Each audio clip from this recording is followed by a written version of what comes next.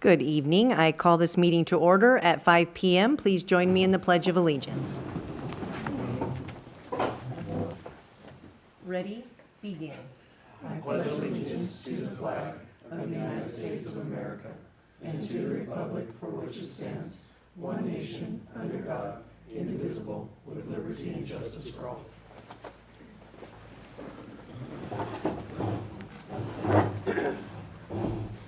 All right, roll call. All directors are present, so we will move on to approval of the agenda. Are there any changes to the agenda? There are no changes to the agenda tonight. I'll move the agenda. I'll second. All right, all in favor of the motion to approve the agenda, say aye. Aye. Any opposed? Thank you. Agenda is approved. Moving on to item 2, public comment. Are there any members of the public in person that would like to make a public comment? Yes. All right, if you could step up there for me and make sure that mic is turned on. She'll get it. Thank you. All right, good evening. I am Taylor Long, and I'm currently serving on the Sunset Community Little League Board of Directors. I've called this community my home for over 40 years. From the age of 6 to 16, my parents signed me up for Sunset Community Little League. Now, living in an unincorporated area, we became accustomed to not having access to community parks and facilities. Fortunately, the Snowline School District has permitted Sunset to use its field for baseball and softball, with those at Phelan Elementary serving as our home base for the league. My parents regularly drove me to Phelan Elementary School for games and practices, and they were able to park in the lot that is now being developed. I don't know when CSD purchased the lot, but I'm truly grateful for you allowing the community to park there so we could safely access the fields over the years. Some of you may have even noticed how many vehicles are parked at Phelan Elementary on evenings and Saturdays throughout the spring. That's because we have nearly 440 local kids registered in our program, many of whom play their games at Phelan Elementary. While I fully understand that the lot belongs to the CSD and that you are free to develop as you see fit, I hope you understand that your vote to develop a $15 million building and a massive water basin that goes with it significantly limits the Little League's access to and use of the fields. As our community and league continue to grow without the development of additional fields, the Sunset Community Little League is struggling to accommodate all players and is relying more heavily on Snowline School District. And I'm very grateful for the support they have shown us so far. Again, I understand that ensuring Sunset Community Little League has fields to use is not the CSD's responsibility. But I would hope that the board recognize that the CSD does not provide any athletic fields or structured recreation for the community. And I would hope that a community services district would want to actively support programs and schools that do offer these things, as doing so would certainly enhance the living experience of the community. Additionally, another reason for me speaking today is the community's perception is that you are currently developing fields, a pump track, and other things that kind of were proposed or presented to the public in the renderings. People have approached me and are excited for the league for these fields to be built, and they don't really understand what's happening. I guess I'm just asking the board if you could simply clarify the situation and publicly share on your website and social media what you have voted to build and what's currently underway. That's all I have to say. Thank you for your time, and God bless. Thank you very much. We appreciate you bringing that to our attention. Good afternoon. My name is Brockman Roberts. I also actively sit on the board for Sunset Community Little League. Moved up to Phelan in 2018 and enrolled my family, my son, into Little League with Sunset. And my son's been playing ever since. My daughter's played. We've coached since the beginning.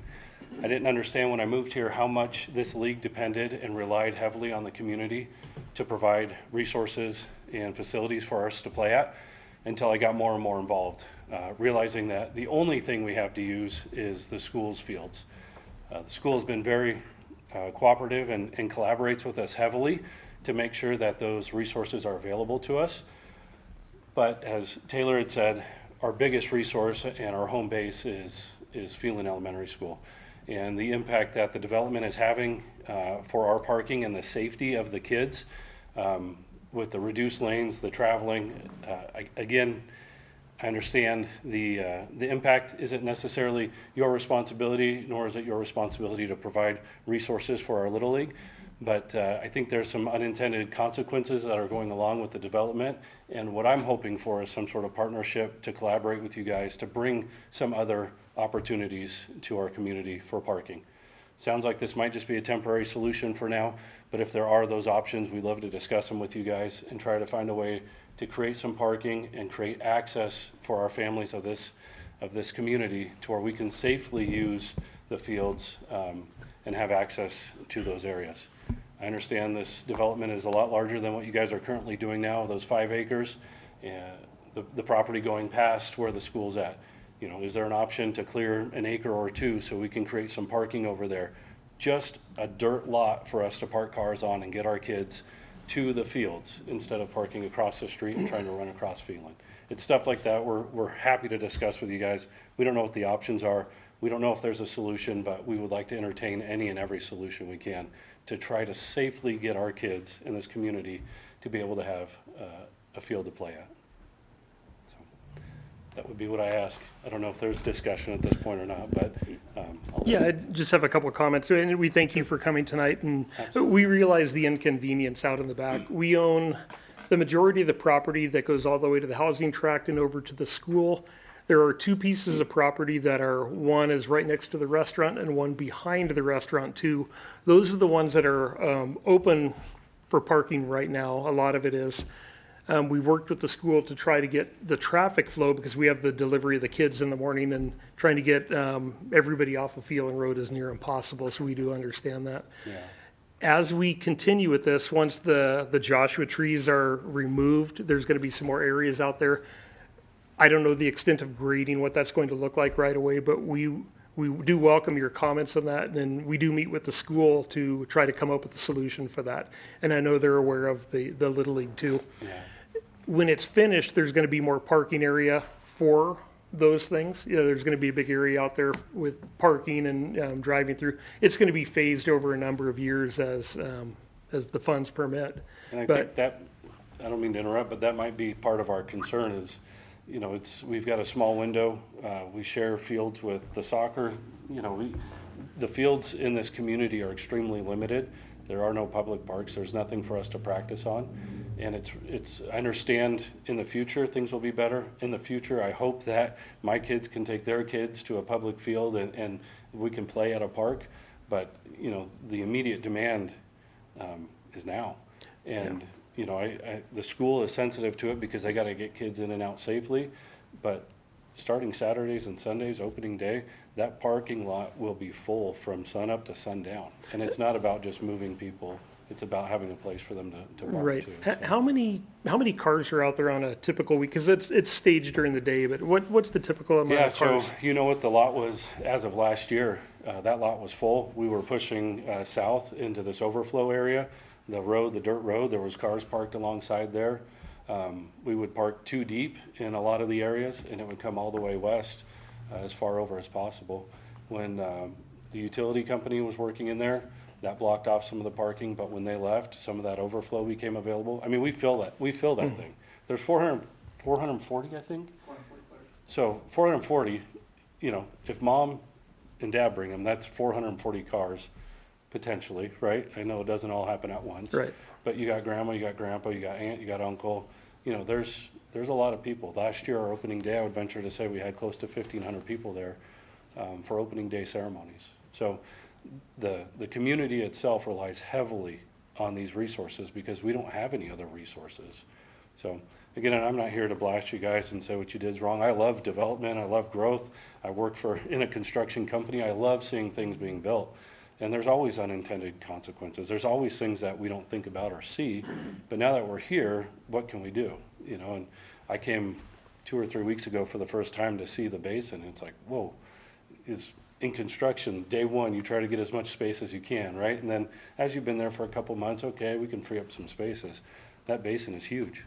And those fence poles are driven in. You're not going to just go shift it a little bit here or there. Right. That's a big development, and I'm sympathetic to that. The last thing I want is an excited 8-year-old jumping out of the car and running across, and we've got 2 lanes of traffic and somebody in a truck not seeing a kid, and us have other issues on our hands. Yeah. So knock on wood, we don't deal with any of that, but those are the real concerns and fears that are at play right now. Yeah, and we thank you for coming in. We do meet with the school and talking about that, and we will bring that up and we'll see what we can do. Some of the things that will open it up more. I just talked to you about a few minutes ago is the removal of the Joshua trees. And so George will give you his home phone number for that because he's going to be the one in charge of. No, but we are doing what we can do, and we will see if there's some way we can modify the construction reasonably to where it doesn't stop the construction and cause a issue with the contract on that. Yeah, and we don't want to do that. That's not our intent. We just want to find a solution for the community. That's it. A lot of the community here, some history. In 2022, Taylor and his wife helped kind of what I consider restructure. They wouldn't give themselves that much credit, but they rebuilt and restructured Sunset Community Little League from a dying league of almost 200 kids to 440 kids in just 4 years. And part of that has been the experience from start to finish that the families and the kids have. And it's always been convenient, it's always been easy, it's always been positive. We've worked so hard to grow in communication and working with the community to make it a real experience for them, where it's not something that they're frustrated about. They're not like, oh man, we gotta go there, we gotta deal with 300 other cars just to drop off little Johnny. Like we've focused so much on creating the experience from start to finish to be a positive one. And we don't wanna lose kids from this community over growth and development. That's not what we want. We want to help grow and develop the kids, right? And have a positive experience. So that's what I'm hopeful for. And Well, thank you. And we will see what we can do. We'll talk to the school and also with the contractors. You know, you obviously, if you're in construction, you understand what our limitations are, but we will do what we can do. California's the limitation. Yeah. That's the limitation, Yep. unfortunately. But yeah, it seems like, again, resources, you have land, you have equipment. The community service district itself is here to serve the community. And we would appeal on the community's behalf from the Little League side, but also hopefully put a little pressure to try to make some timely and focused effort to get it done. Opening day is next, what's the beginning of April now, but kids are already practicing. Like it's an issue today.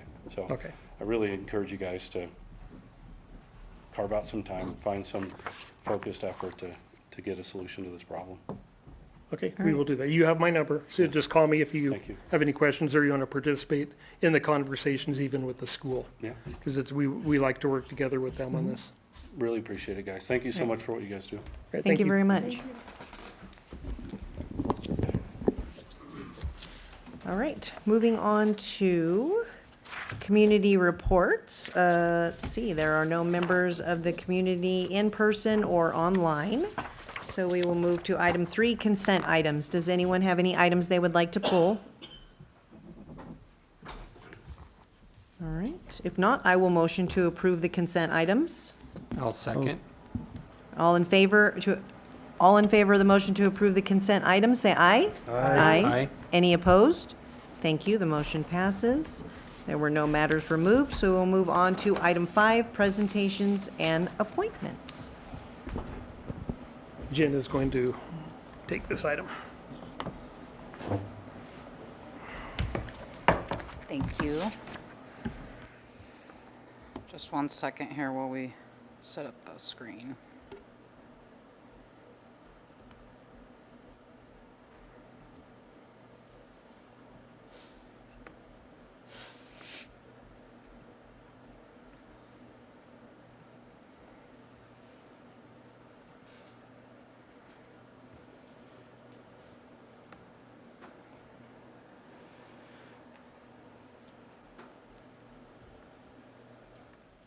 Okay, so good evening. So tonight's presentation, we've titled The Cost of Lost Water, sorry. And so I'm gonna go through a few things. This was before the engineering committee, and it was asked that it be brought forward to the board, so we'll be discussing that. So this is not a discussion, however, about new technology for its own sake. It's a discussion about financial stewardship and operational performance. Based on our recent water audit data, the district is currently losing approximately $300,000 per year in real water production costs. That represents treated, pumped, energy-intensive water that never reaches the customer and never generates revenue. Over the last several years, even when overall production has decreased and increased, our annual water losses have remained structurally in the same range. That pattern suggests background non-surfacing leakage rather than isolated visible leaks. The purpose of tonight's discussion is to evaluate whether it is more fiscally responsible to continue absorbing those annual losses or to make a targeted, largely grant-funded investment that identifies specifically where those losses are occurring so future capital and maintenance dollars can be spent strategically rather than reactively. In short, this is about understanding what lost water is costing us and whether we want to keep paying for it. I also want to note that this isn't a new idea for the district. We've been exploring this actually for about 3 years, ever since we heard the company that we're going to discuss called Astera present at the state level. The state sees value in this, and they presented in their one of their monthly water loss meetings that they have. Based on hearing that, we then pursued the possibility of implementing this through Mojave Water Agency as a regional project. We tried to go through the Strategic Partners Program, but it didn't work out. But when in that process, we did introduce this to a number of different local agencies, and a couple of those agencies have actually gone ahead with the company, it's called Astera, and signed a contract actually multiple times. So they did an initial project with them, saw the success of it, and subsequently signed more contracts. So this is not a one-year anomaly that I'm talking about. Over the past 5 years, we've spent more than $1.5 million producing water that's leaked into the ground. And you can see from the numbers here on the slide. If you look at this slide, you can see that between 2021 and 2023, we reduced production by about 17%. From 2023 to 2025, production then increased by about 5%, which is a normal year-to-year fluctuation. Despite this, annual water losses remained roughly in the same $350 to $400 acre-foot range. I'd like to emphasize our operations staff has done an excellent job responding to visible leaks. They've also implemented their service line replacement program, which has been phenomenal. But the pattern that we are seeing suggests background leakage that does not surface, which is difficult to detect through traditional methods alone. So this I wanted to address this issue. Usually we go around saying, oh, we're only at 15% water loss, we're at 13% water loss, et cetera, et cetera. I did kind of wanted to address that because that's a metric that the state no longer uses, and it's not really seen as valuable anymore. When there, especially for a district like ours, when there's many miles of pipe serving relatively few customers, a system can appear good on percentage, and you can see our percentages here, while still losing a large amount of water. For that reason, regulators now focus on gallons lost per mile of pipe, which reflects how hard the infrastructure itself is leaking. On that measure, the district is slightly above the state benchmark, meaning we lose more water per mile than pure utilities, even though our non-revenue water loss percentage looks acceptable, a pattern that is associated with hidden non-surfacing background leakage. So then the losses remain structurally consistent over time. The question then becomes not whether water is being lost, but where. That is the gap that this project we are discussing tonight is intended to address. So how do we identify the structural non-surfacing leakage system-wise? If the pattern indicates background leakage, the operational question becomes, where is it occurring? Traditional leak detection methods are effective for visible or actively surfacing breaks. They are not always designed to identify long-running background leakage distributed across a large system. This is the gap this project is intended to address. So what does this project consist of? It consists of a one-time system-wide satellite scan of the district's distribution system. The technology identifies underground moisture anomalies consistent with non-surfacing leaks. The deliverable that they provide is not a generic report. It's a prioritized GIS integrated list of locations for field verification. It does not replace staff expertise. It enhances it by providing a system-wide independent data layer to guide investigation and capital planning. It's not magic. It's not witchcraft. It's just science. So this, as I mentioned, we had a couple of utilities that have had ongoing participation in this. We did receive this from a neighboring utility who gave us permission to use this. This is what the deliverable actually looks like when the company does the scan. They provide you a portal like this, and you can actually look at and see where the anomalies are that they have identified, and then also which ones are actually active leaks that they have identified as well. So this is just another screenshot of that. You can see that it contains georeference anomaly locations, and each marker represents a prioritized location, which they call a point of interest. This data is GIS compatible and uses our GIS data to match points of interest with our distribution system. Crews then verify locations in the field. This approach drastically narrows search areas and focuses staff time on high probability locations. We go from throwing darts in the dark and trying to hit a target to having a laser focus on where our leaks are. So Dawn did ask us to do research into other utilities that specifically mirror our district, and so I'm going to provide some information on those ones that we identified.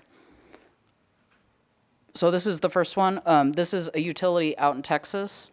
It's similar to the district in that it's a hot, dry climate, has a large distribution footprint, and a lot of miles of pipe.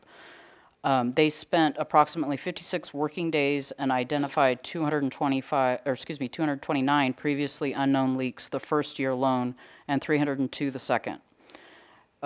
Using this information, the utility calculated a payback period of about 5 months and has continued using the technology because it delivered measurable results. And this is just what they estimate is a 204% return on investment in just 5 months. Another example is Rancho, California. It's a California water district, obviously. It's an inland water district. They received a grant from the U.S. Bureau of Reclamation to deploy the technology across 100,000 acre service area with approximately 952 miles of distribution lines. What's specifically interesting about Rancho is that they are known for their technology and their progressive use of technology in identifying things like this. Is that the rancho that was down in Connecticut? Yeah. And I'm missing 2 slides, it looks like. I am sorry, I don't know what happened. Maybe in the upload. Oh, no, I'm sorry, I just skipped over it. So this is one that we really wanted to highlight, is the state of New Mexico. It's obviously very similar to the district in that it's arid, spread out, it's resource constrained, and it has large distribution networks and dry soils very similar to the district. After a pilot deployment with 5 different utilities, the state itself decided to offer the program to any utility that's willing to participate because they see that value in that. Because in just the first half of 2025, those 5 utilities found approximately 340,000 gallons per day. They were able to identify those leaks. As a result of that, the technology is now included in New Mexico's 50-year water action plan as a core technology for managing water loss and improving system resilience.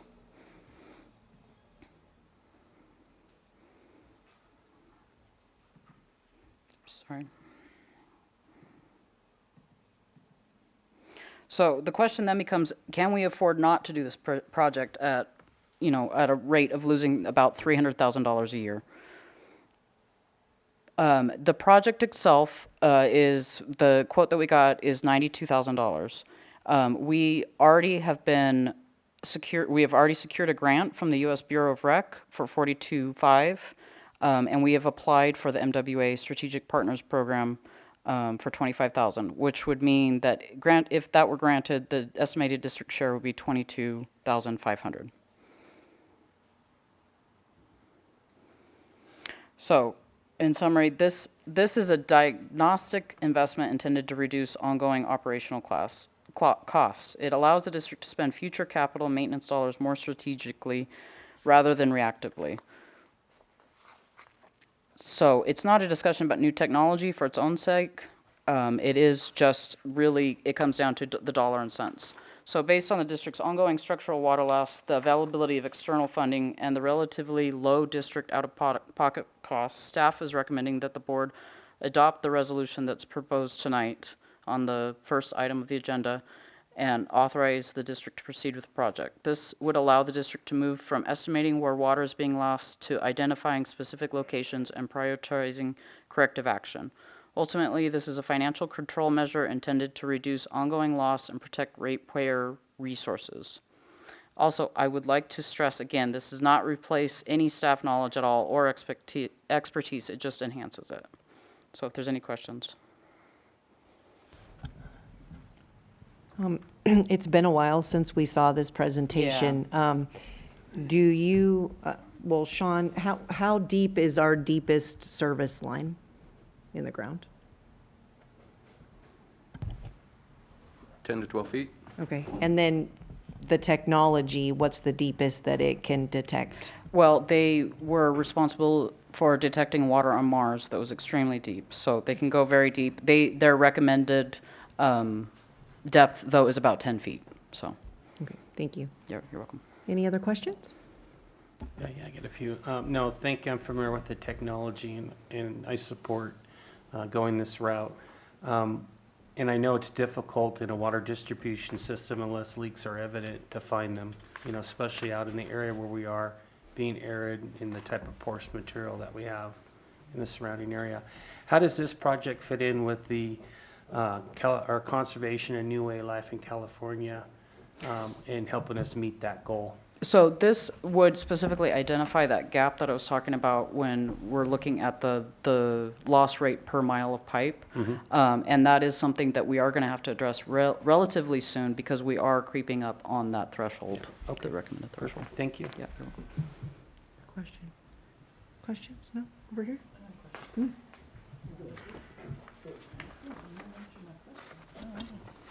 I was just curious, I don't know if you have the answer to this, but we have our estimate of annual loss. Do we know what those three groups that you are comparing us to, what their estimate was before they, Their estimated water loss? yeah? No, but I could find that I'm information. kind of curious what their percentage of, what their loss was and then what percentage they gained out of it. And I'd be happy to look that information up. A couple of Rancho, obviously, that would probably be an accessible number, but you have to remember a lot of states haven't adopted the kind of stringent monitoring of their water loss. So I don't know that those numbers are necessarily available maybe for New Mexico, but they would probably be for Texas. Okay, and this other question's probably odd, but if they can detect this, why don't we use this technology for drilling? Is it different? I mean, It's not. It's not. It's just relatively new, and there's only one company that does it so far. so it'd be expensive, is what we're saying, for that. That's yeah. the price they gave It us. was just so. a thought, I don't know. It's a good thought. I just want to say it sounds like a great project. I mean, especially for the money we're talking about, 42 maybe, or 22 if we get the other grant.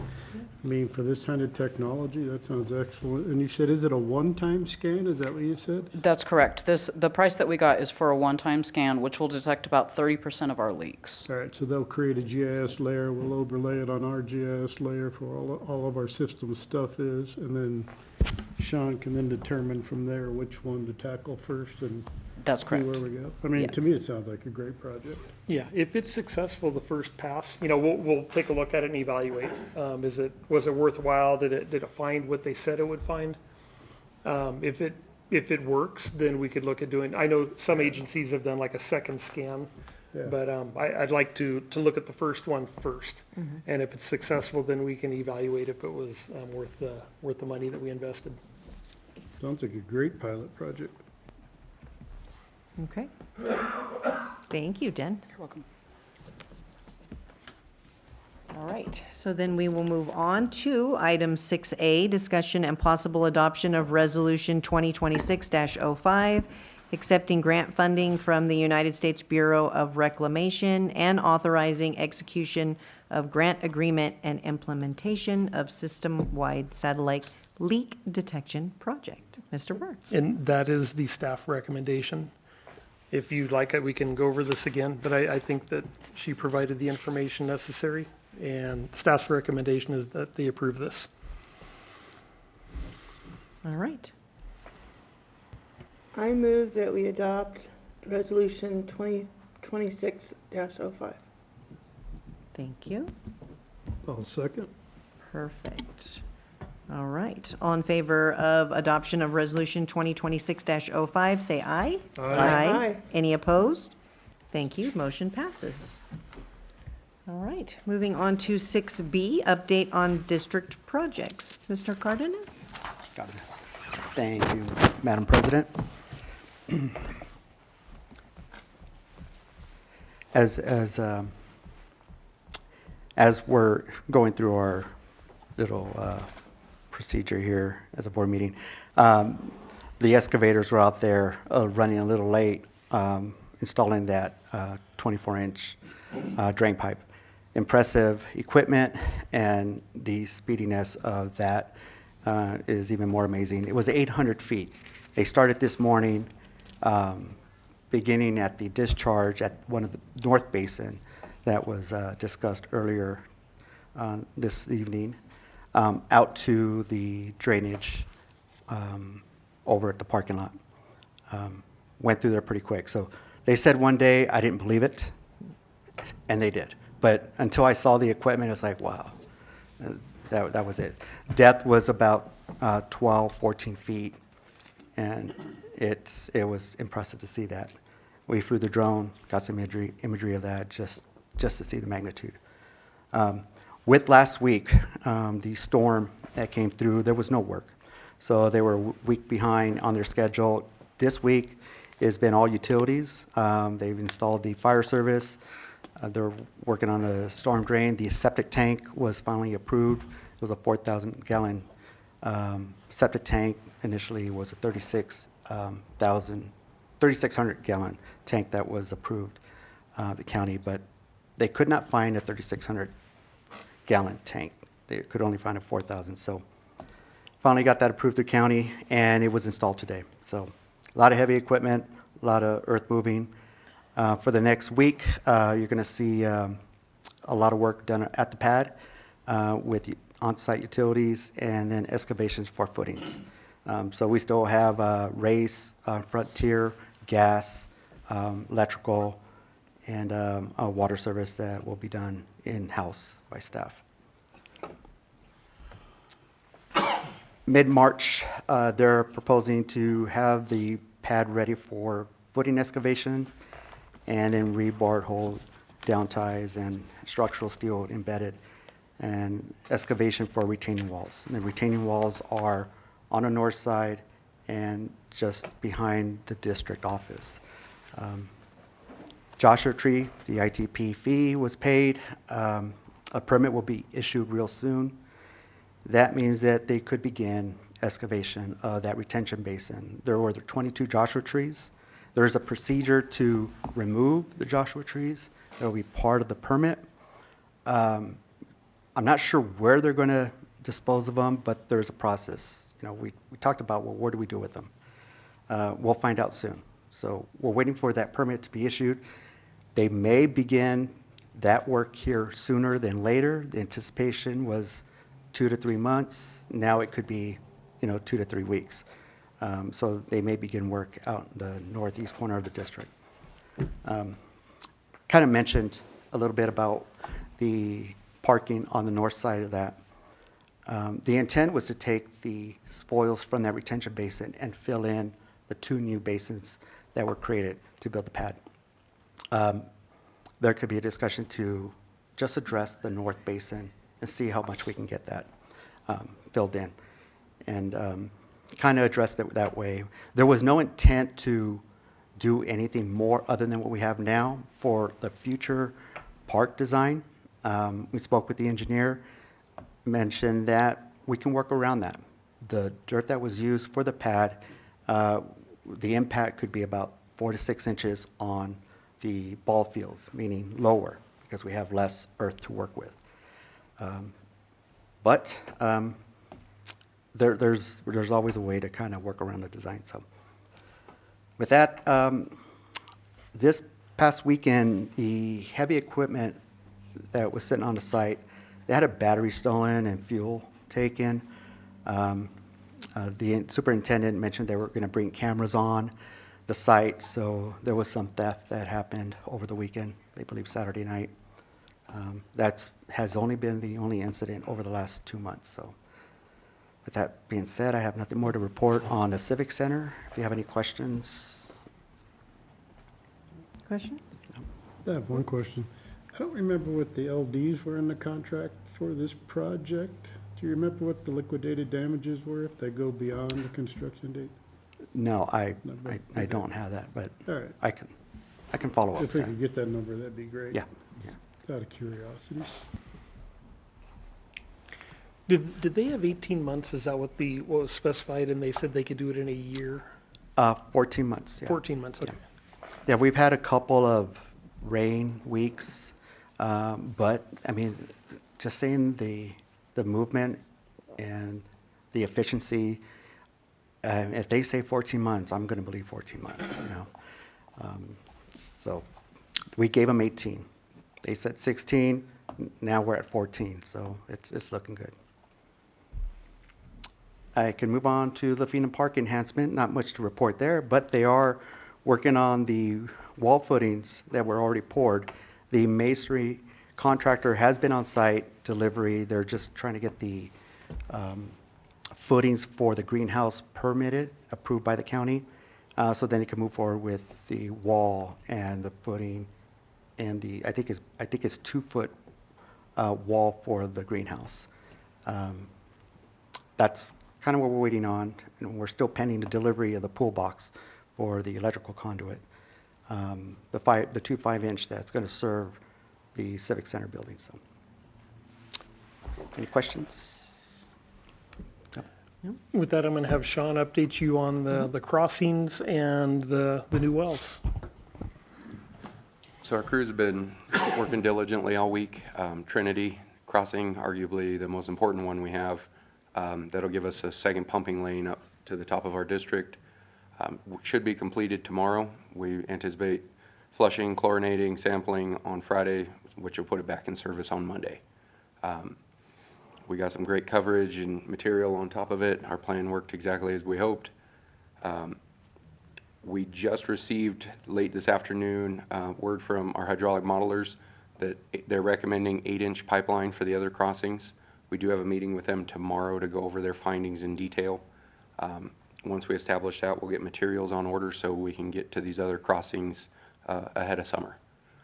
The excavator the board approved letting us rent has been instrumental. That's been an amazing addition and made it a little easier. Our new wells. Today at 10 a.m. we started our extended run testing at well 16. We elected to go at 1,000 gallons a minute, and that is what we hope to design and outfit the well for. That's why we're testing it now. We did get all of our sampling back, and we found that the longer we run it, kind of like many of our other wells, our chromium levels actually go down. There is no reportable chromium, arsenic, or fluoride in that well. So again, we're staring at a home run, grand slam even. We are still going to profile it tomorrow, but when we dewater casing from our static level up here, when we pump, the water comes down, we cannot spinner log or discrete sample cascading water. It just doesn't work. So we're still going to profile our pumping level down, and we can take combined effluent samples, and it's called mass balance. We can mass balance, or kind of a good fancy way of saying reverse engineer. And then theoretically, that is that gap in our testing. So we will have a full profile of the well. It's just a little bit different way, like a curveball, a fun one. So that'll be done tomorrow. Unfortunately, the rig that pulls the pump broke down this week. Otherwise, it was going to start getting pulled next week. We're hoping they'll be off site and moving to the next one 2 weeks from this week. We did receive our gravel and filter pack yesterday and today for well 18. We will begin reaming the well tomorrow. So we'll be moving into the test pumping phase at the next one rather quickly. But again, we couldn't be happier with everything we're seeing thus far. And I'm hoping for no more than a 2-week lead time on materials for these crossings. And as soon as we can get our hands on some pipe, we're moving on to the next one. So summer's coming in a hurry. We really see demand pick up in our system May 1st. That's kind of the drop dead we use for most all maintenance in the field. Our projects have got to kind of be done by about May 1st because demand on the system really starts to pick up. So with that, I'm happy to answer any questions, or if anybody would like to see that process, we're starting it tomorrow at 8 a.m. Questions? No? All right, thank you very much. Appreciate it. All right, so with that, we will move on to committee reports. Engineering.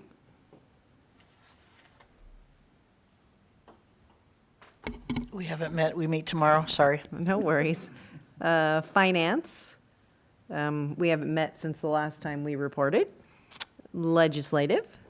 We meet next month. Okay. Park and Rec.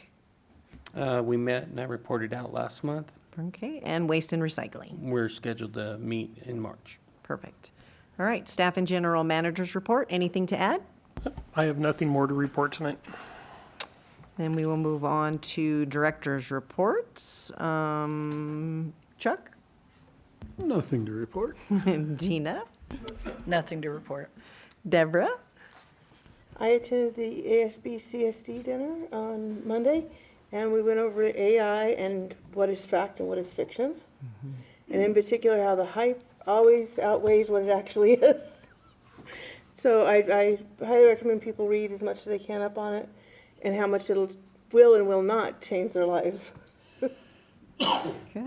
All right, Greg? And I attended the same dinner, and they talked about the AI, and then also talked about problem solvers and definers. There was a consultant there from Apex Environmental Water Resources. It was a good set of topics that they had. The AI is really interesting and how it benefits the water industry, but yet you have to be reserved on how you use AI. And so if you're not sure, you need to make sure you double check it. So that's all I have. Thank you. All right. And I attended the same dinner meeting, so I won't bore you with repeating what they said. They hit it. All right, moving on to correspondence and information. Ms. Oaks? In the packet, you can find some information we've provided in the bills regarding conservation.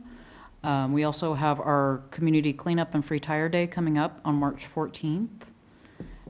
That will be occurring at the CR&R location as always. And then we also have a flyer in there for a new class that's going to begin at the end of March for judo. It's a free class that's going to be offered to the community ages 10 and up. Fun, thank you. All right. Item 11, review of action items. Were there any prior meeting action items? They have all been completed. Perfect. And current meeting action items? I have noted none. All right. So then we will work on set agenda for next meeting, March 11th. Does anyone have anything they would like to add? Yeah, I'd like to make a recommendation that we cancel the March 11th meeting. We have no agenda items at this point, but if something comes up, we can schedule a meeting. Okay. We're good. All right. All right. So with no further business before the board, we will adjourn at 5:43 p.m. Thank you.